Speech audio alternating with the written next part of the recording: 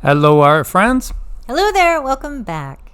Welcome back, guys. Thank you so much for being part of the family. We truly appreciate it. Yes, and one of our Patreons, Modern Refugee, if you haven't subscribed to his channel, please do so. It's based on preparedness, old-time lore, country skills, gear, and other things that you might find very, very useful, even if you want to just go barbecue out there. It's a nice time of year for sure.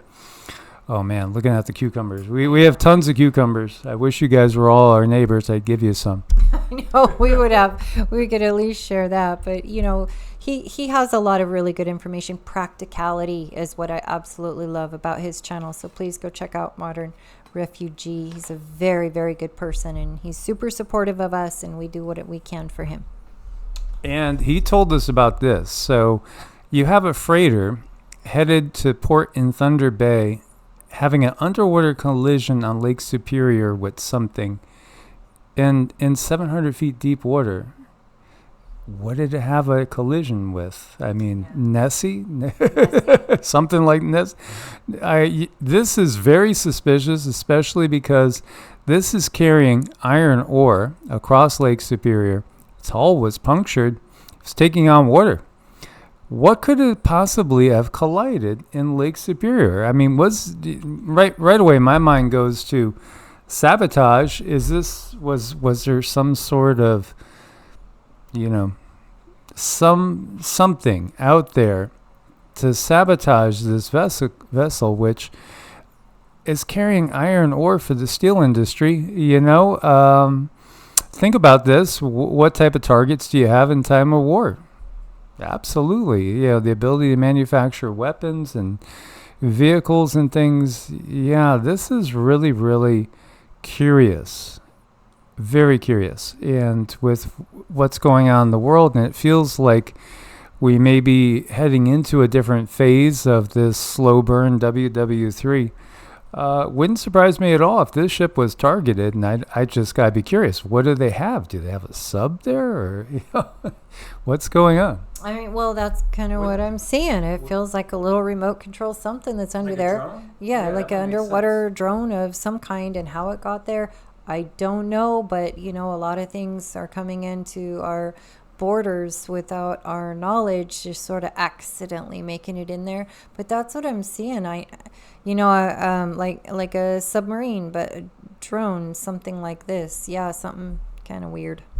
Can you get who's behind it? Do you feel any sort of impressions? Does it feel Russian, Chinese, or something else? That is the first thing that comes, is like there's a Russian type strength or essence behind it. So it just feels a little bit, I'm trying hard to think of the word. It feels like a plan, somebody's plan of a plan. So it feels like a second or third nature. I'm struggling for words. It doesn't feel like directly Russia, but somebody allowed it to happen. Contracted, thank you. Yeah, somebody contracted it out. Very interesting. Again, there's so much going on right now, geopolitically and otherwise.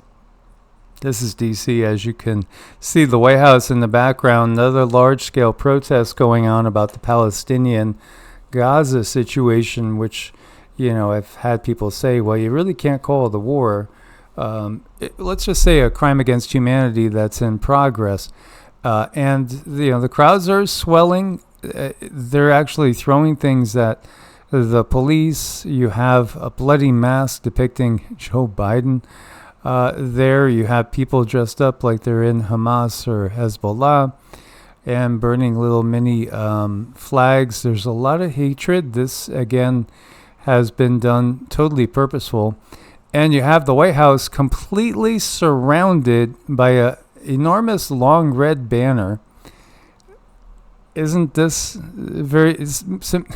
the red line? You've crossed the red line, and this thing wraps around blocks. Curious. Very curious. And then you have one of the biggest protests happening in Israel. Tens of thousands of Israelis in Tel Aviv protesting to demand their government complete an exchange deal with the Palestinian resistance and the overthrow of Netanyahu. Think about how close Netanyahu was to being removed from power, to never coming back to power. And think about history. Would it have gone the same route if they didn't have the proper puppet in place? You just don't know, but this doesn't look very good. It doesn't look very good at all. It definitely feels like an uptick in a way that I haven't felt before. So, for them to bring like this big, huge red ribbon out and make such a stand. And let's face it, not that we, the people, are bad, but our country and those who are in charge have not been nice. No, I cannot think of a more dark, draconian entity than Netanyahu. When you look to what he is surrounded with, he has more Draco, if you want to just say. He has more demons about him than any other political leader that we've seen. And this is just another disaster, another loss of 210 Palestinian civilian lives, mostly kids in a refugee camp that was hit again by Israel today. To me, this is just so purposeful. What they're doing is they're seeing how far they can push until you have a unified response that's overwhelming in nature. We had talked about the catastrophic failure of Wyoming Highway 22 over Teton Pass. This surely would have been a terrifying thing to watch this unravel right before your eyes. Look at the drop. We've been on mountain roads like this before, and you always kind of hold your breath around some of these curves. Can you imagine the road just giving way underneath your feet? This is between Jackson, Wyoming, and Victor, Idaho. There feels to be, and we've been talking to our family members up in the area, because we have quite a few in this area here. There really feels to be something major brewing, let's say, in the earth change category. But again, there's so much artificial components to it, but it's certainly, you could call that an earth change, but what actually started it? I know, I'm definitely calling it an earth change, and that's very concerning. I mean, when we look at technology, that's something that we understand, that other beings that are outside of our visible spectrum, they're doing things. But this does feel frighteningly natural, but I can't say completely, because it feels like there was a little nudge possibly. This is Queensland. This is Australia. And you have a massive sinkhole going on here. As you could see, it again feels like we are going into, and I've said this multiple times, we're going into a new phase, guys. Well, we're ramping up another degree here. And this sinkhole began to open like a couple of years ago, and it just seems to be intensifying and getting bigger and bigger and bigger. Oh, the changes that are coming, but we see the evidence of change, rapid change, that can, again, mud flood whole civilizations, apparently. And here you have a sinkhole going on now. At least this is in Africa. They say it was just a water pipe burst, nothing abnormal here, but there's tons of them, and I couldn't include all of them. This is one in New York City. Now, New York City is another city that you might think, what's underneath some place like London or Paris, because we know they build on top in layers. And yeah, Paris, there's catacombs under there. There is in New York too. And we have a lot of strange things going on. Don't forget the earthquakes we saw in New York City before. This is a pool that literally ran into an issue as a sinkhole developed there. Now, they say a man actually lost his life. This I believe was from last summer, but I had never seen this before. 2 individuals were drawn into it. One was able to escape by clawing his way out, but one did not and was literally sucked in. That's the stuff of nightmares. Yeah. I know. I'm thinking about that one show that we watched with the upside down, where the upside down is, and they got sucked into a pool, and there was a whole nother world down there with a demon. Oh my gosh, this is horrible. Oh, you're talking about the one with 11 and what was that series called again? You guys know that series. It was a big series. Oh, Stranger Things. Right. Yeah, and then just another day in Algeria, where you have cars washed away with these severe floods. As we go over to Austria, you have the same sort of thing going on, a little traffic congestion, but they're all being moved by water. Massive floods, massive floods. Now the whole concept of mud flood maybe can make a little bit of sense. And we have the San Cristobal volcano, this is in Nicaragua, erupting, a lot of ash going up into the air. It had erupted previously 10 years ago. As we're waiting and watching, a lot more people are really catching on. This is really going mainstream. Frequency manipulation. Look at the entirety of the UK and Ireland.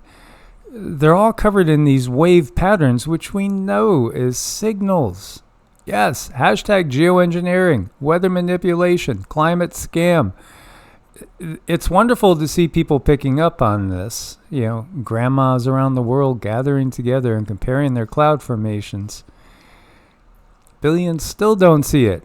Yeah, I mean, think about this. When did these go up, and when did we start seeing these all rushed up, especially like 2019, right before the plague upon the land? They were putting these things all over the place. 2018, 2019, then you get the plague upon the land, and then you get everything going through the roof to an all new degree.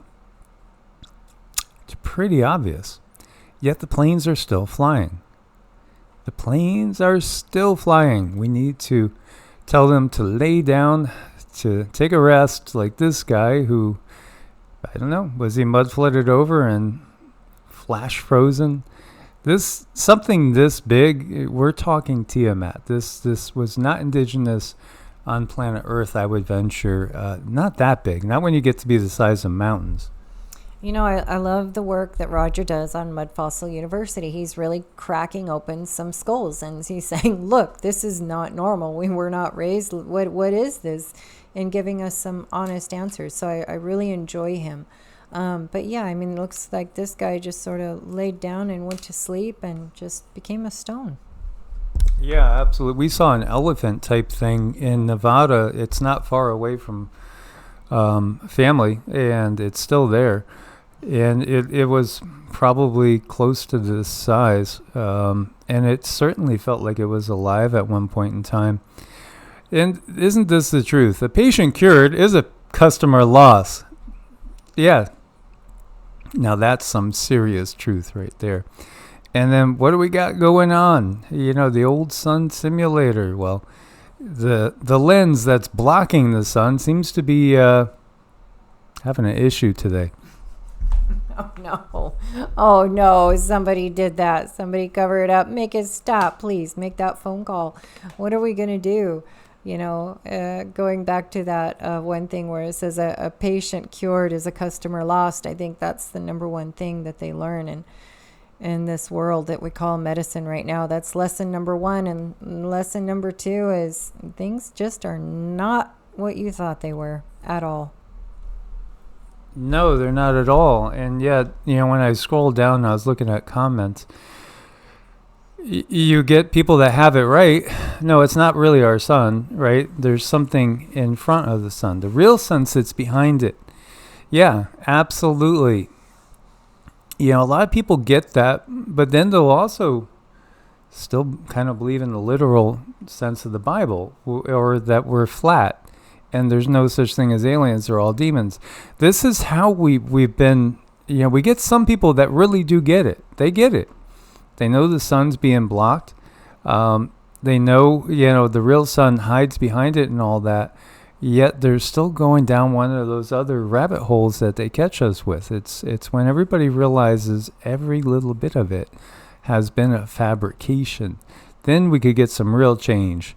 And this is the fast and the furious. I like the fast and the furious. That is so cute. Oh my gosh, I would love to put one of these on Rama when he's going to play ball. It's like that guy is on a trampoline.